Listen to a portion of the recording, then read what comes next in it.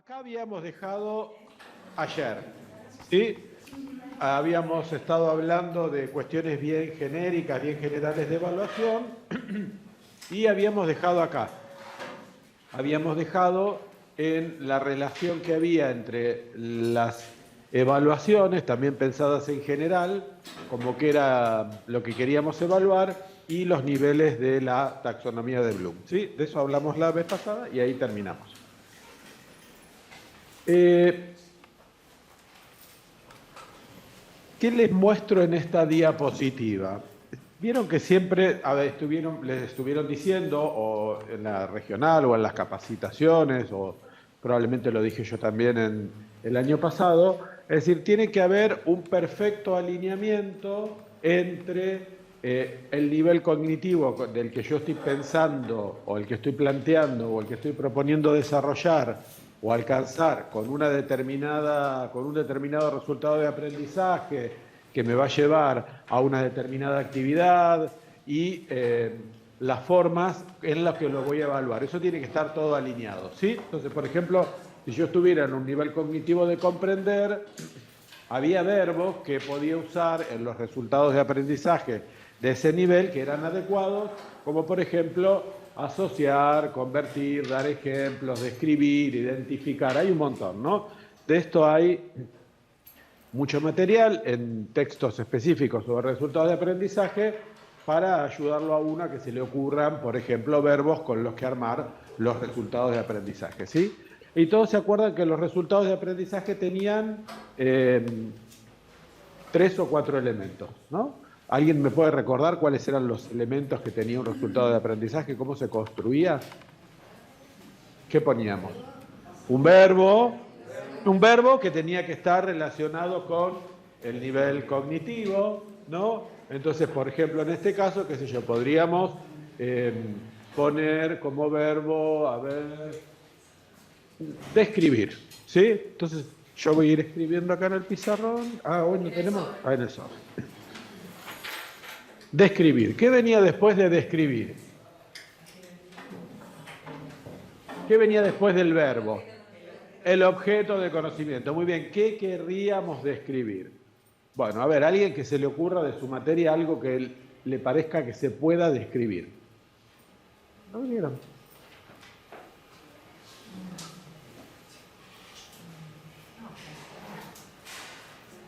¿Qué se podría describir en su materia? Muy bien, describir el comportamiento.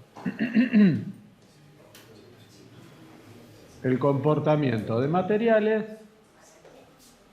¿Y ahora qué había que poner? Que era muy importante. ¿Para qué? ¿Sí? Es decir, describir el comportamiento de materiales, ¿para qué? ¿No? Y el para qué era, para qué quería que lo use a esa descripción de materiales el estudiante, ¿no? ¿Para qué se podría describir el comportamiento de materiales?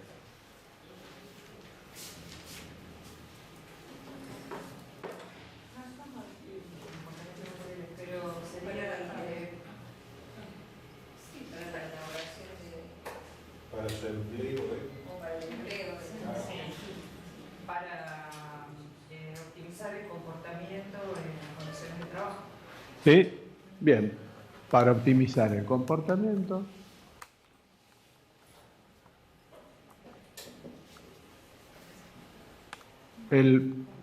No, describir el comportamiento para optimizar el comportamiento, no.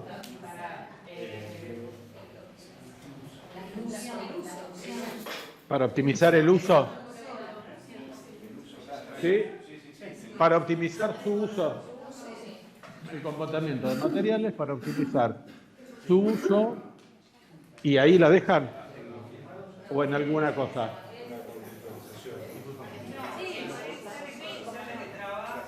Ajá.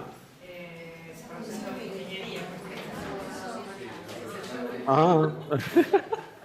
Su uso en procesos de trabajo. Bueno, procesos de ingeniería. Muy bien. Bien, entonces, ¿por qué les pedí que redactemos un resultado de aprendizaje? Porque este sería el recorrido como uno va pensando el trabajo en la planificación, ¿no? ¿Bien? Entonces, yo quiero usar este nivel cognitivo, de acá tomé el verbo describir. Si yo puse este resultado de aprendizaje, ahora no importa si lo es o no lo es, pero se supone que porque es un resultado de aprendizaje relevante en la materia. Recuerden que en cada materia teníamos 4 o 5 resultados de aprendizaje, no más. ¿Bien? Y que si teníamos varias unidades, en las diferentes unidades yo iba haciendo cosas, iba haciendo actividades, iba proponiéndoles actividades a los estudiantes que iban aportando a ese, por ejemplo, resultado de aprendizaje. Otras aportaban a otro y así. De modo que por eso decíamos que cuando terminábamos la materia podíamos calificar al estudiante y decir, a partir de toda la evaluación que habíamos hecho, si se habían alcanzado los resultados de aprendizaje. Bien, para ese resultado de aprendizaje uno podría pensar metodologías, ¿sí? Bien, entonces uno dice, bueno, a ver, ahora como el resultado de aprendizaje lo inventamos después del ejemplo que yo había puesto, capaz que no encaja muy bien, pero bueno, podría haber para esa descripción, yo podría pensar que si yo quiero lograr que el estudiante quiera describir el comportamiento de materiales para optimizar su uso, voy a tener que pensar en una lección magistral, voy a tener que pensar en aprendizaje cooperativo y en aprendizaje basado en problemas. ¿Sí? Bien, supongamos, estas metodologías pueden ser estas o pueden ser otras. Bueno, posibles actividades de aprendizaje. Bien, una de las cosas que había en las planificaciones, que era para que mucha gente no entendía qué cosa había que hacer, ¿te acuerdan que había como una tabla donde había que poner en un determinado lugar actividades de aprendizaje? ¿Se acuerdan? Después llegó ahora en estos días una aclaración del rectorado, un documento, ¿sí? Que anda por ahí dando vueltas. Pero básicamente lo que hay que poner, cuando uno en esa tabla había que poner actividades de aprendizaje, había que poner qué iban a hacer los estudiantes, no qué actividades iba a proponer yo en el aula específicamente, sino qué iban a hacer ellos, porque yo iba a hacer esto, iba a proponer a cosas relacionadas con esto, ¿sí? Pero ¿qué actividades de aprendizaje les iba a pedir a ellos? Bueno, les iba a pedir que en esas actividades o en esa consigna que yo le daba, en esos trabajos que les proponía, en esas tareas, les iba a pedir que elabore un mapa conceptual, que participe en un debate, que explique un concepto, gráfico, tema, que lea un documento, que resuelva un problema. Suponiendo que todo esto aporta a que pueda describir, ¿estamos de acuerdo? Es decir, eso tenía que estar bien alineado y después iba a haber instrumentos de evaluación, ¿sí?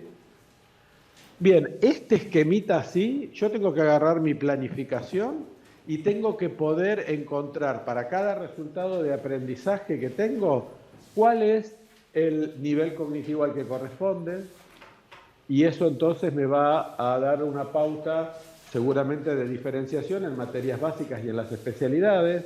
Acá en materias básicas encontraré los niveles cognitivos más bajos, en las especialidades encontraré los más altos, ¿sí? Tengo que agarrar mi resultado de aprendizaje y ver si las metodologías de enseñanza que yo elegí son consistentes con que el alumno pueda lograr esto. ¿Estamos de acuerdo? Las actividades de aprendizaje que planifico que ellos van a hacer, si le van a permitir describir el comportamiento, etcétera, etcétera. Y ahora estamos metidos nosotros acá, en este momento, en este curso. Esto es como una ubicación general de donde estamos, ¿no?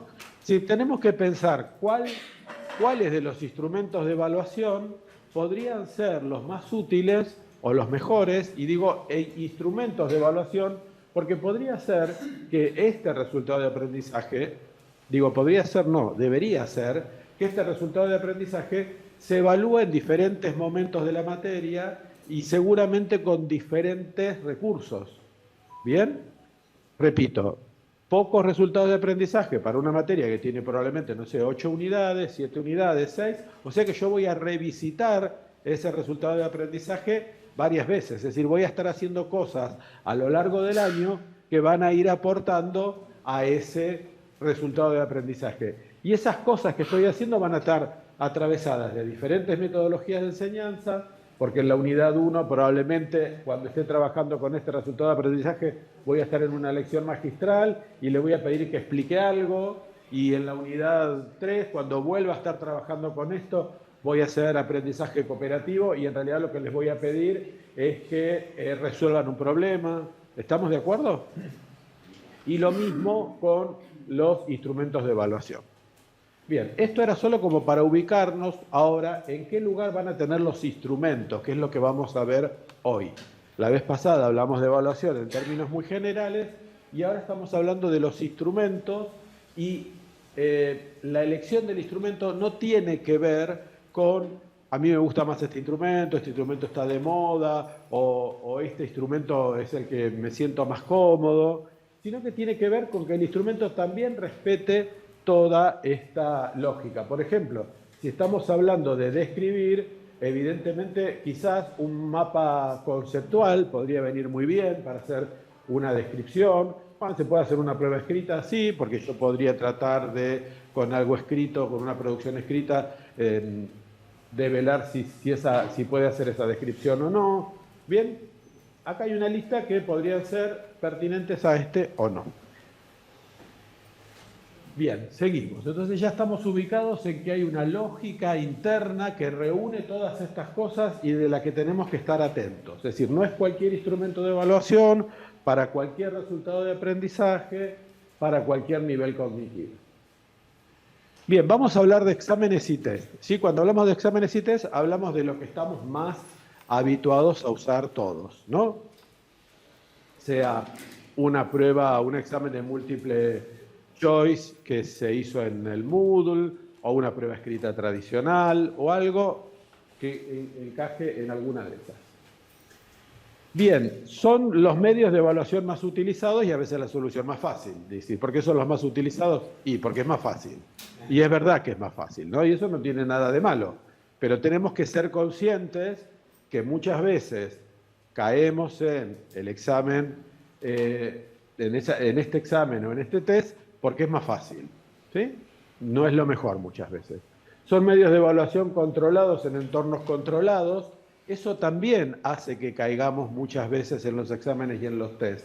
Porque si yo le pido a los estudiantes, como hablábamos hoy a la mañana, que estemos trabajando en aprendizaje basado en proyectos o en aprendizaje basado en problemas, entramos en un territorio en donde yo ya siento que no tengo todo el control, que no sé con qué me pueden salir, qué me pueden preguntar, para dónde se puede disparar esto, ¿sí? Y siempre eso nos incomoda, ¿sí?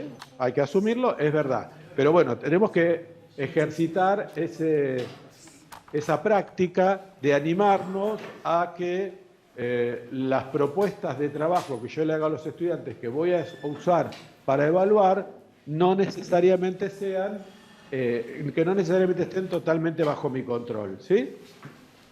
Por ejemplo, si uno está trabajando en aprendizaje basado en proyectos o en aprendizaje basado en problemas, suele suceder que muchas veces uno le dice a los estudiantes, no sé, profesor, ¿y cómo podríamos hacer esto? Estábamos investigando y no sé, busquemos juntos, veamos. Bien, es un equipo de trabajo. Los exámenes pueden ser de respuesta abierta, mientras que los test suelen prepararse con soluciones para que el estudiante decida por una.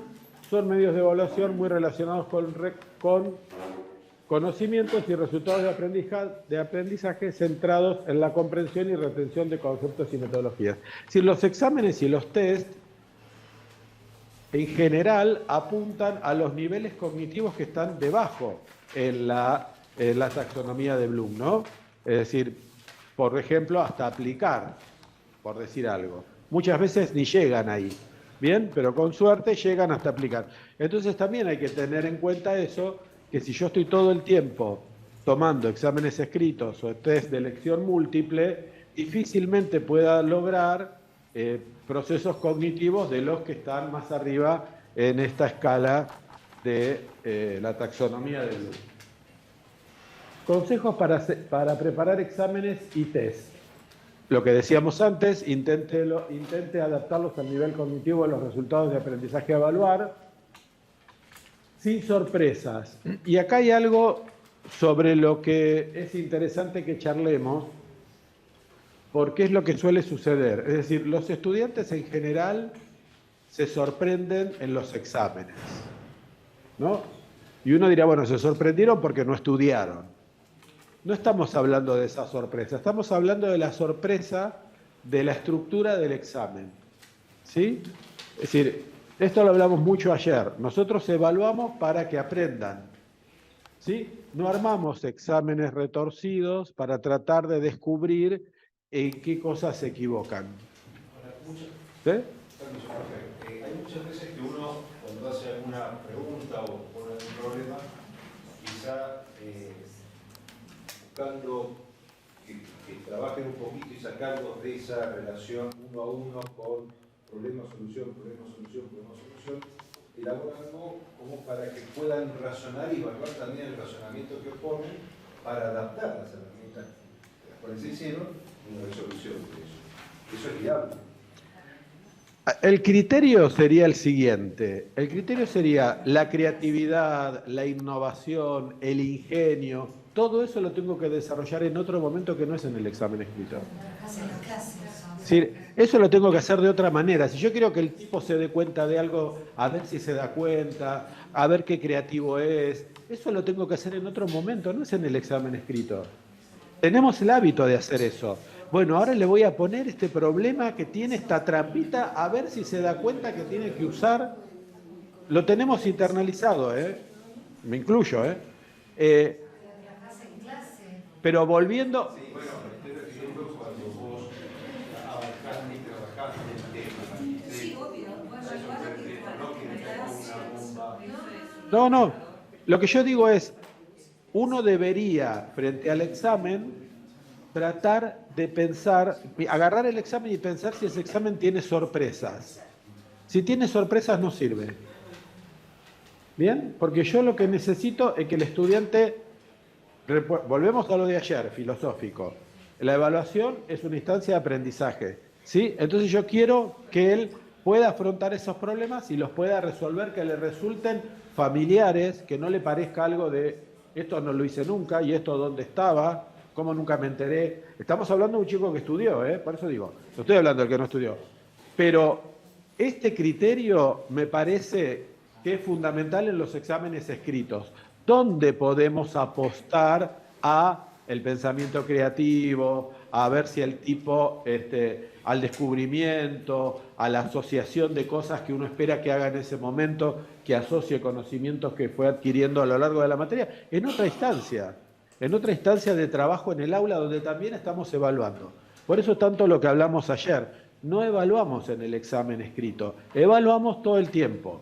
Y eso es lo que tenemos que buscar. Y tenemos que ponderar esa evaluación en diferentes momentos, ¿no? Para que cuando califiquemos al final de la materia, yo diga, esto lo vimos en bastante detalle hoy a la mañana, en relación con el aprendizaje basado en proyectos, ¿no? Es decir, ¿qué porcentaje de la calificación yo le voy a asignar al examen escrito? Bien, entonces si el examen escrito le voy a asignar 30%, 20%, 40%, bueno, eso es una decisión de cada cátedra. Y al informe que presentaron grupal y que lo defendieron en el pizarrón, a eso le voy a asignar otro porcentaje. Y a tal cosa que él hizo en el aula virtual, tal otra. Y entonces la nota, finalmente, es la ponderación de todo eso. Eso tiene que estar dicho en el contrato pedagógico, tiene que estar claro al principio del año, al principio del cuatrimestre, o si no lo hicieron al principio del año, háganlo con tiempo antes de los exámenes, pero eso tiene que ser conocido, ¿sí? Uno, a veces cuando yo digo esto, me dicen, bueno, pero entonces le va a tomar un examen parecido a lo que se hizo en la clase. Sí. Sí. ¿Cuál era la idea? ¿Qué era la idea? Era la idea de, la novedad, no sé, ¿cuál era la idea del examen? ¿Sí? La idea del examen era ver si esto que trabajamos en la clase y que hicimos juntos y que él hizo conmigo y que hizo con los compañeros, es capaz de hacerlo solo. Por eso el examen es escrito, individual. Es lo único que yo quiero verificar, que él lo pueda hacer solo. Nada más, que pueda hacer lo mismo que hacíamos en la clase juntos, ahora que lo pueda hacer solo. No algo nuevo, algo desafiante, algo que lo desoriente. ¿Sí? Es decir, el tipo se tiene que sentar a hacer el examen y se tiene que sentar lo mira y tiene que estar, uno lo tiene que ver, en general no lo vemos así, lo vemos como, ¿y esto qué es? Sí, a ver, tiene que estar preocupado porque tiene un tiempo para terminarlo, porque qué sé yo, tiene que evocar cosas, pero si uno le ve esa cara de desesperación de, ¿y esto de dónde salió? Algo no funciona, probablemente le vaya mal en el examen, y ahora vamos a hablar después de eso, ¿no? Y probablemente eso haga que yo tenga que reformularme algunas cosas respecto del trabajo, ¿no? Porque si los docentes, si los alumnos frente a cada examen están en estado de pánico, algo no está saliendo bien. ¿Estamos de acuerdo? Yo no debería estar en estado de pánico. Uno frente a los exámenes se estresa, porque es una instancia de evaluación y demás. Ahora esa cosa del pánico, de ¿qué es esto? No sé para dónde salir. No debería. Los exámenes o test se perciben, bueno, esto es un poco lo que decíamos recién, por parte de los estudiantes como injustos. Muy largos, con material que no se ha visto o revisado anteriormente, son causa de desconexión de la materia, del estudiante, y de malos resultados en la materia respecto de la cantidad de estudiantes que aprueba la materia, ¿sí? Y esta sensación que tienen los estudiantes de que son injustos, muchas veces tiene que ver con lo que nosotros decidimos evaluar en ese examen. ¿Sí? No es con que hay una injusticia universal que desciende en el aula en ese momento. Es decir, si ellos sienten que el examen es injusto, es porque probablemente están sintiendo esto, que no somos honestos, entre comillas, con lo que les estamos pidiendo hacer ahora y lo que les pedíamos hacer antes. De ahí la injusticia, ¿sí? Ahora, ¿hay que tomar los mismos problemas con los números cambiados? No, yo tampoco estoy diciendo eso. Pero lo que digo es, si hacíamos un determinado tipo de actividades, evaluemos ese tipo de actividades de la misma manera, con los mismos recursos, con los mismos contextos, ¿sí? No querramos hacer que el examen demande creatividad de parte de ellos. La creatividad hay que demandársela en otras instancias. No es en el examen donde tenemos que esperar que sean creativos, ocurrentes, geniales. ¿Estamos de acuerdo? No es ahí. Bien, consejos para preparar exámenes y test. Seguimos, las cuestiones o problemas se plantean, deben ajustarse al tiempo que se indica para resolverse. Estas son más evidentes. Ahora después voy a decir algo del tiempo, pero el tema del tiempo es crucial. Yo he visto exámenes que eran imposibles de hacer en el tiempo que se le pedía, en todas las materias de mi facultad he visto. Es imposible que el tipo lo haga si eran 2 horas, 2 horas, si eran 3, 3, si eran 1. No importa si es media hora, pero tiene que haber un claro análisis respecto del tiempo que le va a llevar. Por supuesto, las puntuaciones, los criterios de corrección tienen que estar explicitados con anticipación. Eso claramente no puede ser una sorpresa. Estará en el enunciado del examen, se habrá dicho antes en el aula virtual. No lo sé, pero está claro que el estudiante tiene que saber en el momento que se sienta a hacer ese examen cuáles son las puntuaciones y los criterios de corrección. Y no puede haber dudas, ¿bien? Nosotros tomamos un examen de autoevaluación en álgebra y geometría analítica hace muy poco, a través del aula virtual, y por alguna cuestión técnica, porque para mí no fue un error humano, aparecía una respuesta incorrecta, ¿no? Como correcta, una que era incorrecta. ¿Está bien? Y ahí lo que decidimos era que ese punto lo anulábamos y reconfiguramos toda la calificación y se lo explicamos. Y no tiene nada de malo eso, ¿no? Que uno diga, qué sé yo. También nos pasó históricamente más atrás en el tiempo, cuando a los exámenes le dábamos el papelito fotocopiado, qué sé yo, y alguien había tipeado algo mal y el problema no salía ni para atrás ni para adelante. A todos nos debe haber pasado. Bueno, hay que mirarlos de frente y decirle, miren chicos, estaba mal enunciado el problema. Todos van a tener los 2 puntos de ese problema. Todos. Todo el que no hizo nada, que no resuelve nada. El que lo intentó hacer y no pudo porque no se podía resolver, va a tener los 2 puntos. ¿Sí? Y en eso hay que manejarse con mucha transparencia, ¿sí? Respecto del criterio de corrección y de si hay que hacer alguna modificación por algo que es responsabilidad nuestra. Si las notas finales son muy bajas, considere un aumento. Mire, esto está muy interesante. Esto se puede hacer y es una estrategia muy interesante que les recomiendo. Supongamos que ustedes tomaron un examen, ¿no? escrito. Estamos hablando acá, estamos en test todavía, ¿no? Ustedes tomaron un examen y un desastre. Inexplicable, porque ustedes tuvieron en cuenta todo lo que estuvimos diciendo. Igual salió horrible. ¿Bien? Entonces, algo no funcionó. Y el algo no funcionó, me tengo que hacer cargo. No puedo hacer cargo del algo no funcionó siempre a los estudiantes. Y digo, el algo es un algo que desconozco, ¿eh? Porque si yo detecto, bueno, está mal el enunciado, el Moodle me metió una cosa, eso es otra cosa. Yo digo, todo salió, yo tomé un examen, lo armé. Estoy convencido de que no era una sorpresa, estoy convencido de que el tiempo estaba bien, estoy convencido de que no estuve malo ni intentando que sea difícil, yo estoy convencido de eso. Son cosas que trabajamos en la clase y demás, y pasa esto, las notas finales son bajas. Entonces, uno puede considerar un aumento dando la máxima puntuación de un determinado nivel de éxito a los mejores y balanceando la nota con el resto. ¿Esto qué quiere decir? Bueno, el que mejor nota sacó 6. ¿Sí? Bueno, yo puedo tomar la decisión de decir, bueno, no, ese 6 es 8. Ese 6 es 8. Y tengo que de alguna manera arreglar todas las notas siguientes. ¿Sí? Hay una... Buen día. ¿Sí? Hay una estrategia más sofisticada que esta, que se plantea de entrada en general, que es la corrección por norma. ¿Sí? Es decir, quizás alguno de ustedes alguna vez lo usó.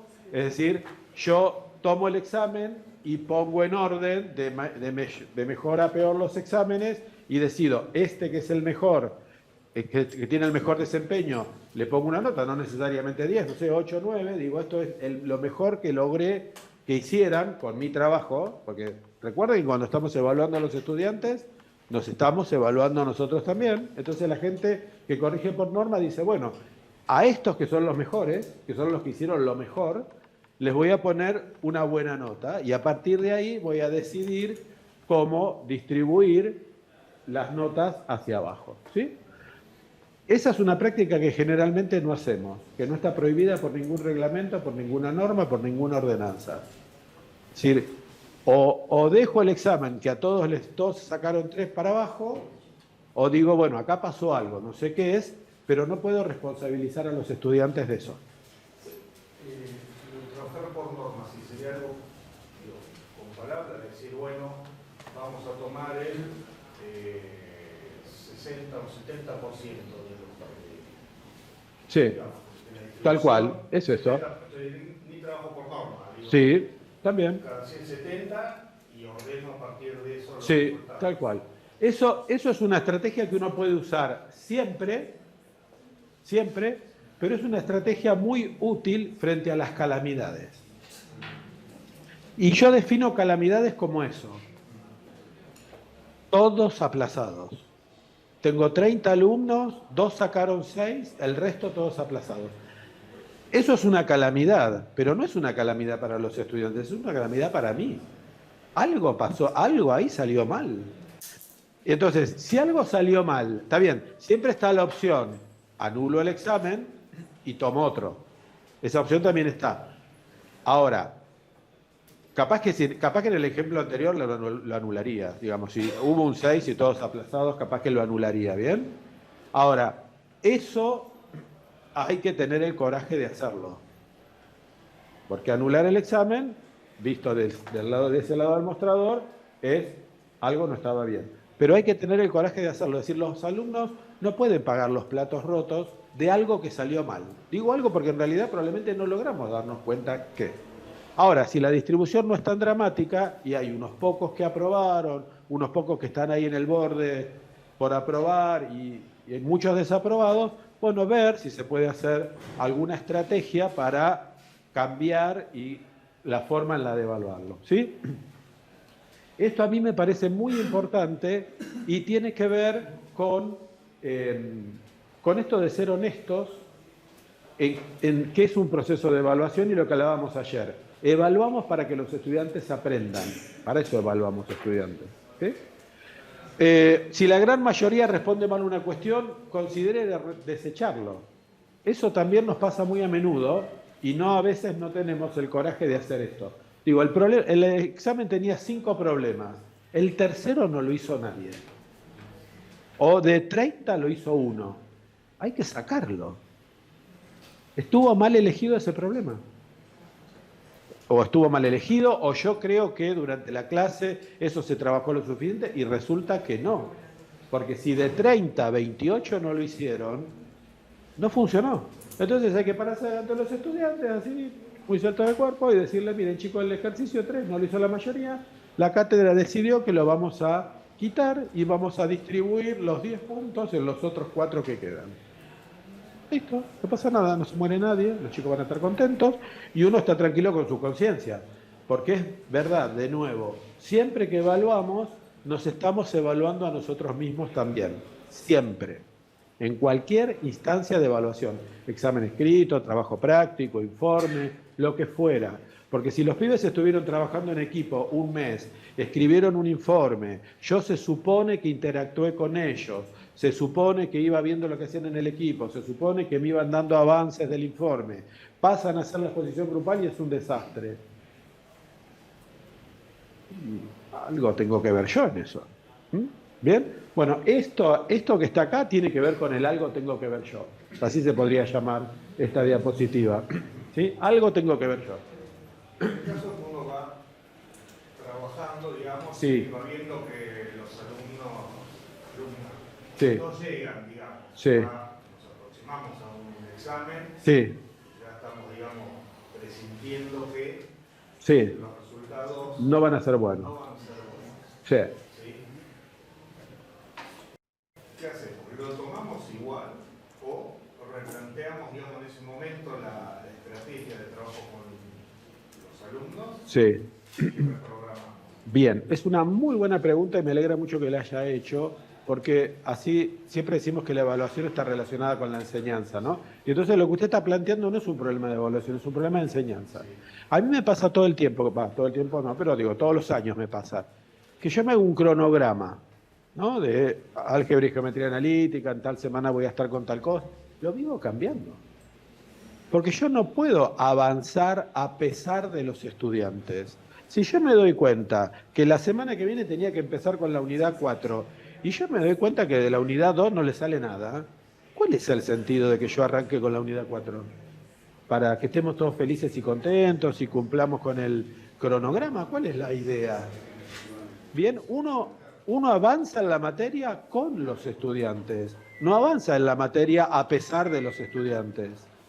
Y eso tiene que ver con la evaluación, porque uno cuando evalúa, cuando considera que no cuando en el cronograma cayó la evaluación. Es decir, recuerden, uno evalúa para que los estudiantes aprendan. Entonces, yo evalúo cuando considero que los estudiantes están en condiciones de ser evaluados. Quiere decir que trabajamos lo suficiente, que yo veo que ellos pueden resolver las actividades que están en las guías, que pueden ir al ritmo con la materia. Y si no, correr el examen. ¿Y pasa algo? ¿Se muere alguien? No se muere nadie. ¿Sí? Es decir, nosotros tenemos que evaluar a los alumnos cuando tenemos cierto grado de convicción que están en condiciones de ser evaluados. No porque esa es la fecha que puse en el cronograma en febrero. Bueno, me equivoqué. Yo creí que en febrero, creí que para esa época los alumnos iban a poder ser evaluados. Y no pueden ser. ¿Hay alguna normativa, ordenanza, resolución del rectorado que prohíba correr fechas de exámenes? No. Pero en todo el tiempo nos manejamos como si hubiera cosas que están prohibidas. Usted mencionó recién que, por ejemplo, en la fecha que se armó Sí. el programa, Sí, dice yo pensaba llegar hasta cierta unidad tal cual. en tal examen y veo que estamos al 50%. Sí. La unidad 4 mencionó unidad. Sí. No, yo voy en la clase por la unidad 4, pero me doy cuenta que los pibes están enganchados todavía con la unidad 2. Bien. En ese caso, cuando usted ve que el curso no lo puede seguir, Sí. ¿sí? Que no lo está pudiendo Sí, seguir, sí. por la experiencia que usted tiene, Sí. ¿ha renunciado a algún resultado de aprendizaje? Bueno, resultados de aprendizaje son este año, ¿no? He renunciado a contenidos en la historia. He renunciado a contenidos. He sacado contenidos. Recuerden que nosotros tenemos el programa analítico que está armado sobre el programa sintético. El programa sintético de las resoluciones es así, nada. En general, la mayoría de lo que está en el programa se lo metimos nosotros. ¿Sí o no? O sea que sacar, en general, no es problema. Lo que pasa es que para poder abordar ese programa sintético, digamos, Yo voy a decir algo que para... Sí, que, preparar un poco el terreno con otras cosas. no, sí, ya sé. Pero lo que digo es seguro que en esa parafernalia de contenidos que tenemos, algo se puede sacar. Y a veces se pueden sacar cosas muy trascendentes. Y yo voy a decir que hice un año en pandemia. Todos vimos lo que fue la pandemia. Yo ya me la veía venir. Entonces, ese año yo reordené los contenidos y puse todo espacios vectoriales y transformaciones lineales al final de la materia. Yo rearmé todo álgebra y geometría analítica para poder darla sin espacios vectoriales ni transformaciones lineales. Dimos autovalores y autovectores, dimos rototraslas, todo sin espacios vectoriales ni nada. Eso implica encarar los temas de maneras distintas, ¿no? Entonces, ¿qué pasó? Yo no llegaba, la pandemia vieron lo que era. Bueno, saqué algunas cosas por entremedio, saqué algunas cosas de números complejos. La unidad de números complejos fue más corta, no es que nos di números complejos, fue más corta, creo que no di exponenciales y logaritmos, ¿sí? Se los dije a los chicos les di un apunte, les dije, miren, esto no lo vamos a ver en la clase, pueden ver este video en internet, saqué eso. Saqué algo en determinantes, nosotros trabajamos mucho con propiedades de determinantes para calcular, por ejemplo, determinantes por propiedades, eso lo volé. Y volé la unidad de, no la di, que la que estaba al final no llegamos, no dimos. Y entonces hay gente que diría, ¿cómo no va a dar transformaciones lineales, espacios vectoriales y transformaciones lineales? Bueno, le cuento que esos chicos están en tercer y cuarto año y se los ve felices y rozagantes. Se los ve felices y rozagantes. Y yo ese año no di espacios vectoriales y transformaciones lineales. No recibí ninguna queja de las materias posteriores. Yo tengo mi opinión sobre la enseñanza del álgebra y la geometría analítica en ingeniería y sobre algunos contenidos que están en el programa, ¿no? Por eso pasé hacia el fondo. Pero digo, no tuve ningún reproche de ninguna materia que estuviera relacionada con álgebra, los pibes no se los ve deprimidos, y no pasó nada. No se murió nadie. ¿Bien? Les dije a los chicos, miren, este tema no lo vamos a ver porque prefiero dedicarle más tiempo. Yo quería que vieran autovalores y autovectores y que salieran sabiendo autovalores y autovectores. ¿De qué me servía que supieran espacios vectoriales y transformaciones lineales y no supieran autovalores y autovectores? De nada. Ahora hay gente que parece que no puede dar autovalores y autovectores si no dio primero espacios vectoriales y transformaciones lineales. Bueno, les aviso que en la historia los autovalores y los autovectores aparecieron cuando no existían los espacios vectoriales ni las transformaciones lineales. Bien, entonces a ese tipo de cosas hay que animarse a decir, a ver, esto va lento, tengo que cambiar de orden. Ahora, uno no está atado a la planificación que la que presentaron ahora, ¿eh? Las planificaciones son dinámicas. Uno puede decir en diciembre, hacer una anotación en observaciones abajo y decir por tales y cuáles razones decidí cambiar de orden tales unidades o el enfoque de tal. Se puede hacer. Bien. A ver, todo esto tiene que ver con algo que parece tan obvio, y yo a veces lo digo y espero que nadie se moleste, pero digo que es tan obvio. Digo, nosotros estamos acá por los estudiantes.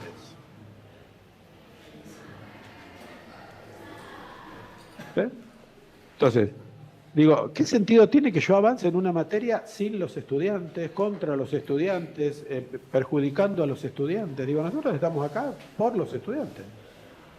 ¿Sí? Somos docentes universitarios que venimos acá a formar ingenieros y ayudar a nuestros estudiantes a que aprendan y se reciban de ingenieros.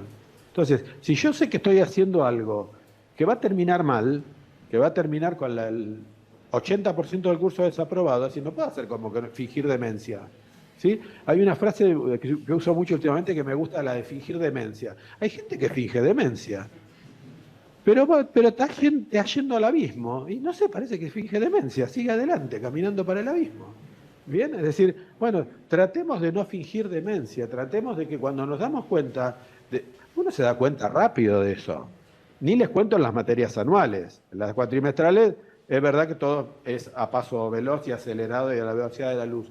Pero yo que tengo materias anuales, yo me doy cuenta. Cuando llegué a mayo, junio, ya me doy cuenta si los pibes me siguen, no me siguen, si voy muy rápido, si tengo que bajar, sacar el pie del acelerador, si tengo que sacar algo, volar alguna cosa que pensaba. Y uno tiene que estar dispuesto a eso. Y así como tiene que estar dispuesto a eso, en la planificación tiene que estar dispuesto en los exámenes. ¿Sí? Y la frase es, algo salió mal. ¿Tienen que saber ustedes qué salió mal? No. No. Algo salió mal, algo. Bueno, listo, hagámonos cargos todos de que algo salió mal. Es decir, nosotros también. ¿Sí? Nosotros también. Anuncie los resultados lo más pronto que pueda, incluso resuelva o plantee las soluciones en clase para comprensión del aprendizaje. Eso lo dijimos ayer cuando hablábamos del feedback y de la retroalimentación. Eso es muy importante. Cuando yo planifico mi trabajo en el año, tengo que pensar cuál es el tiempo del feedback y la retroalimentación. No puede estar eso no planificado. Podrá ser en clase, podrá ser afuera. ¿Sí? ¿Por qué digo afuera? No sé, pónganse a resolver ustedes si se graban con el teléfono cómo van resolviendo el problema, los problemas y los suben en un video al aula virtual y que lo miren ahí. No sé, pero algo hay que hacer. ¿Cuál es la situación ideal de feedback? La situación ideal de feedback es, me siento con él, a ver qué hizo mal él, por qué lo hiciste así, por qué se te ocurrió hacerlo de esa manera y no de otra. Después con ella. Esa es la situación ideal. No se puede, tenemos 80 estudiantes. ¿No hay tiempo?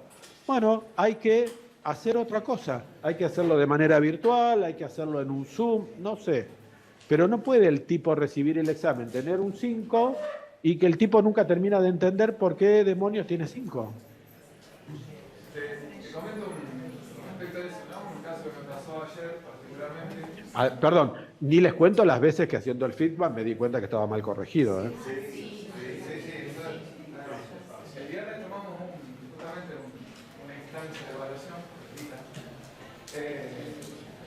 Y bueno, yo por lo menos una parte todavía no terminé de corregir y ya tenía clase. Sí. Pero y la nota, ¿no? 40 minutos. Bueno, digo, no, todavía no terminamos de corregir, falta todavía, pero bueno, podemos resolver los problemas. No queremos resolver.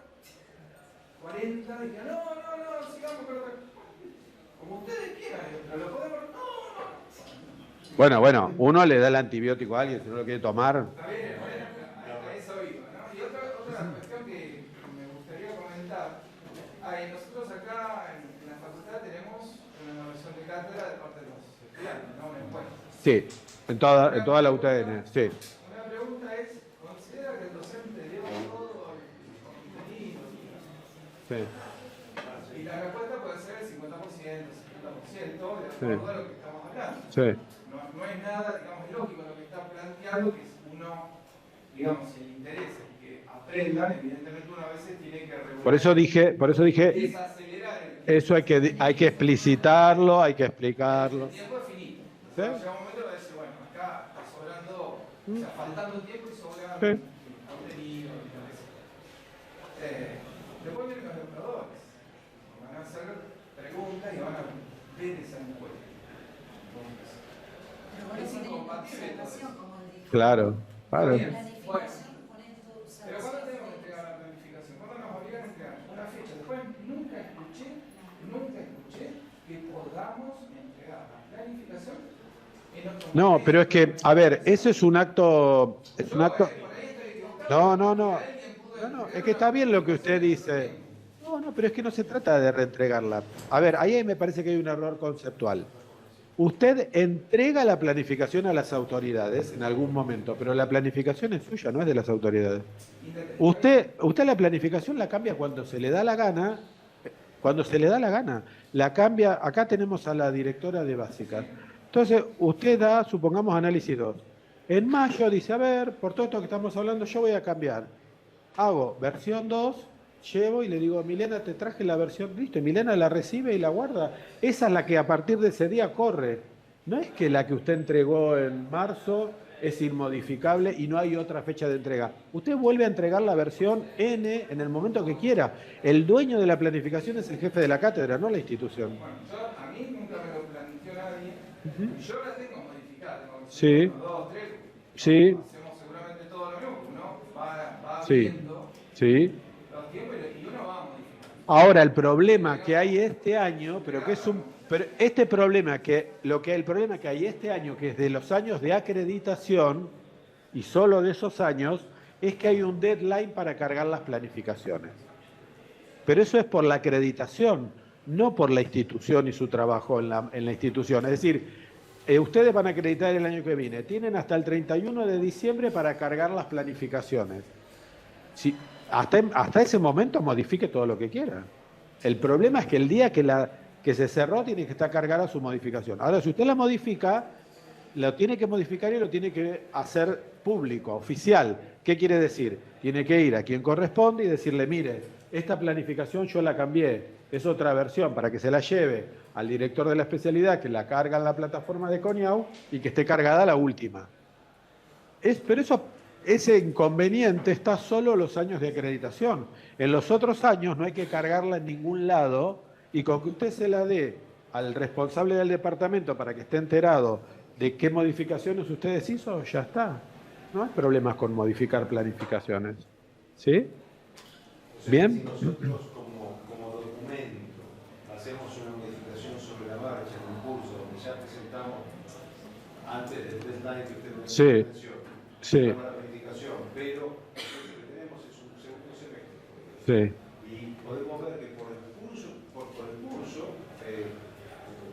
Sí. tenemos que achicar. Sí, eso se puede hacer, pero hay que hacerlo de forma prolija. ¿Forma prolija qué quiere decir? Tiene que ir a hablar con quien corresponde, con su autoridad, el director de la UDB, el director del departamento, el director de la especialidad, y decirle, mira, yo voy a cambiar mi planificación. Decirle la voy a cambiar, no surprise. Y llevarle la planificación modificada y explicarle por qué. Ahora, eso puede ser que alguien lo mande a donde nadie quiere ir este año, porque si el tipo ya la cargó en la plataforma, la tiene que bajar, la tiene que volver a... Tampoco es la muerte muerta, pero podría ser que dijera, ya la cargué, me venís ahora con cambio. Pero eso va a pasar solo en los años de acreditación. En un año común, saca el papel que tenía guardado en un cajón, así, lo tira y ponele otro que le dé y se acabó. Es decir, la planificación es un documento de la cátedra que usted le entrega a las autoridades para que las autoridades lo aprueben, den su ok y estén anoticiados de qué va a hacer usted en su cátedra. Pero es su planificación, no es la planificación de no sé quién. O sea que usted hace con su planificación lo que quiere, siempre que sea razonable, fundamentado, ¿no? ¿Sí? Programe la posibilidad de recuperar los exámenes o test que se desaprueben. Nosotros ya tenemos recuperatorios obligatorios.